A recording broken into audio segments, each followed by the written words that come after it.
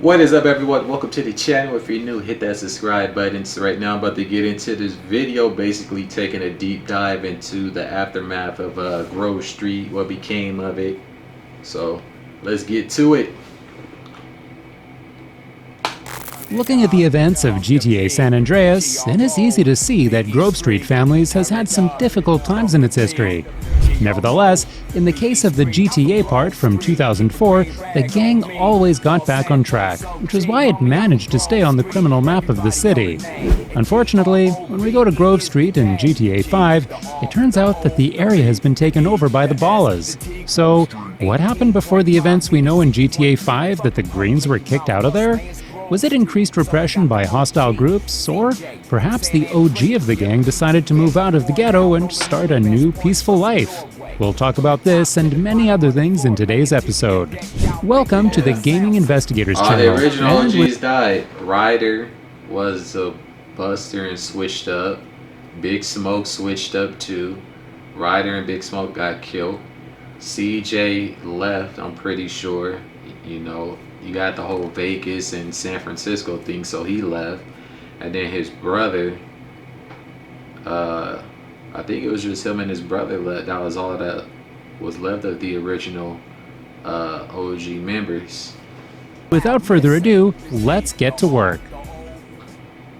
At the very beginning, we will analyze the differences and similarities between Grove Street Families from GTA San Andreas and Grove Street Families from GTA 5. This is an important and extremely interesting case because, as we know perfectly well, the gang called Grove Street Families appears in both GTA San Andreas and GTA 5, existing in two different universes. This means that we cannot connect the stories of these two criminal organizations, even though the similarities immediately catch everyone's eye. After all, we have the same name, and both gangs operate in the same territory or have the same colors. Summing up, although many of us certainly see a lot of similarities, due to different universes, we must treat these groups as two different ones, not having a common history. Another important thing is that Grove Street Families in GTA San Andreas was a key set in the structure of the whole Green Gang, while, in turn, Grove Street Families in GTA 5 does not exist and is more treated as a kind of legend. An interesting difference is also the number of factions that form the entire gang. While in GTA San Andreas we only knew 3 sets, in GTA 5 there are already 4 sets, of course excluding the Grove Street Families, which has ceased to exist. Also, comparing it all carefully, in GTA San Andreas, the Greens consist of the following sets: Grove Street Families, Seville Boulevard Families, and Temple Drive Families. Well, as you may remember from the episode about the breakdown of this gang, not all sets lived in harmony with each other. Anyway, looking at GTA 5, the Greens consist of Chamberlain Gangster Families, Forum Drive Families, Carson Avenue Families, and Davis Neighborhood Families. Moving on to the game world itself, as soon as we get to the streets of Los Santos, we can notice that Grove Street Families must have ceased to exist sometime before the action of the game, because their main base was taken over by the Ballas. In addition, this is evidenced among others by one of the comments published on the website dedicated to the Feud baseball team sports team, whose logo has become the symbol of the families. The entry has been made by Darnell Stevens, which, as you see on the screen at the moment, clearly suggests that the gang territories have been taken over by the Ballas, which Darnell is proud of. Next up, unfortunately, when it comes to finding out more details about what happened in the past, it is not made easier by the minimal amount of mentions of this gang by characters in the game. We managed to find references to Grove Street Families in the story during only one mission, called Hood Safari, and also when Franklin will be at a friendly meeting with Michael DeSantis' son, Jimmy. Starting with Jimmy meeting Franklin, there may be times when Jimmy brings up the subject of Grove Street Families. The boy will ask Franklin if the gang itself is not just an ordinary myth, and if Franklin belonged to it. Yo, so let me ask you something, F-Dog.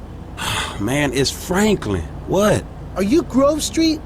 Is Grove Street like a myth? Man, that's some old school shit. Hell no, it's not a myth. But times have changed, homie. I'm families. I guess like they was. Moreover, Franklin says Grove Street Families was booming in the early 1990s.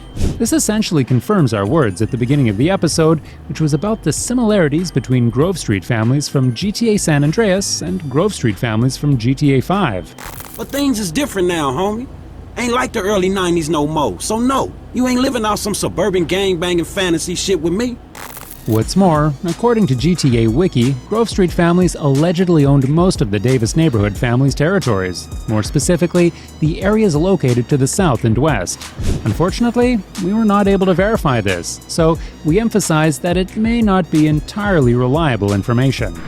However, if we assume that this was the case, a question arises on the horizon. Namely, how did the Grove Street I was a little shocked when Guardio told me about 10 different information leaks with which I had associated accounts. families' territories come under the control of Davis neighborhood families? Personally, we see two possibilities here. The first theory may be that Davis neighborhood families was founded by the last members of the Grove Street families in the present territories of this faction. After all, in the game itself, there is no information about when this set was created. It is definitely possible because, with the conversion of Grove Street families into Davis neighborhood families, the number of factions will still be the same. Grove Street was lost, but Davis Street may have become the new base for the remaining Grove members. On the other hand, the areas of Grove Street families could have been simply handed to Davis neighborhood families through decisions of the heads of all factions, which, for example, could have been taken at some meeting. For instance, we can think of a meeting made similarly as it was done in the mission reuniting the families in GTA San Andreas. Simply, the OGs of all sets have gathered in one place to decide what to do with the territories that belong to Grove Street families. Let us know what you think about it.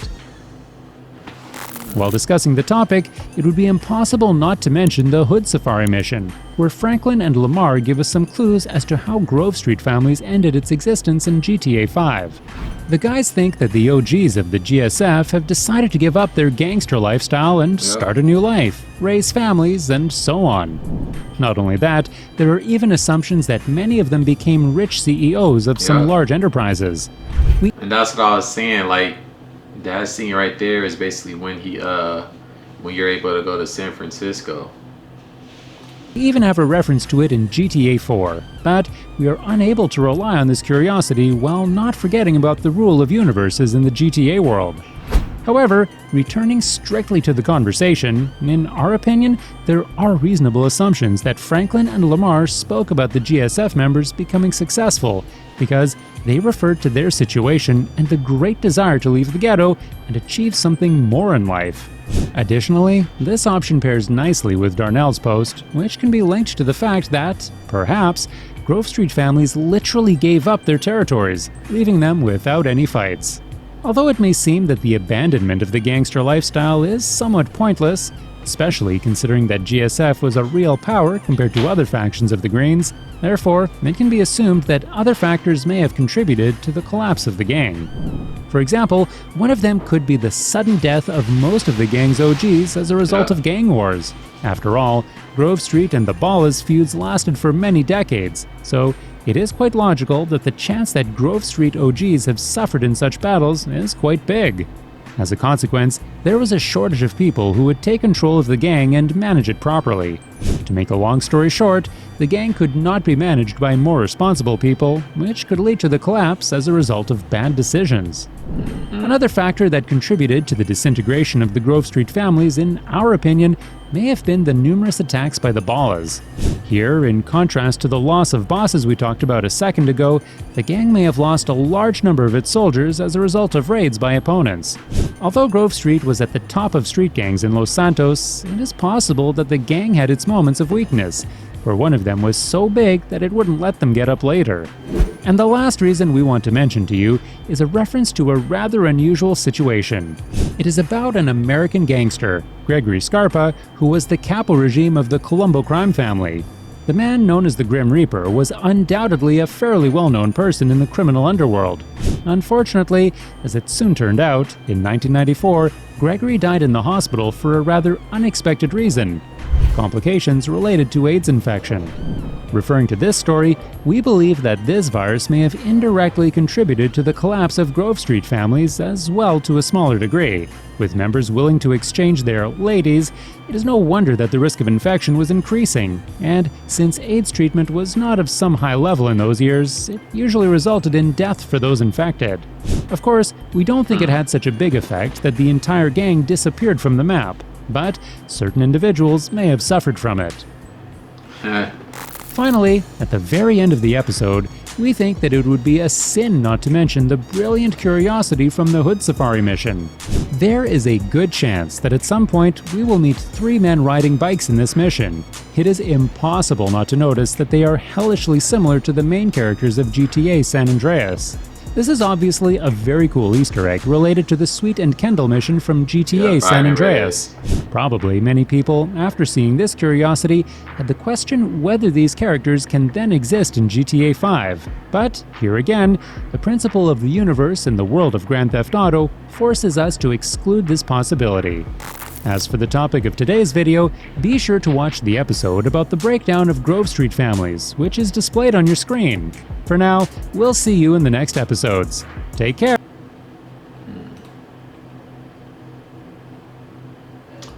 If CJ has a share in the casino earning millions, then the gang has no reason to work in Los Santos and may have moved to Las Venturas and managed the casino for protecting the casino against mob. I mean, hey, that makes a lot of sense too. Oh yeah, Sweet was CJ's brother. Yeah, Vice City.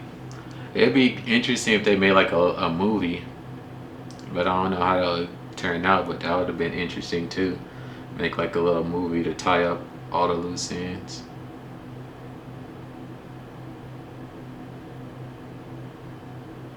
And I think Kendall was their sister. Yeah. But that was interesting. But anyways, that's going to do it for my reaction. Appreciate you all for tuning in. Drop a like and a comment below. What do you guys think possibly happened in the breakdown of GSF? So, but other than that, until the next one, peace.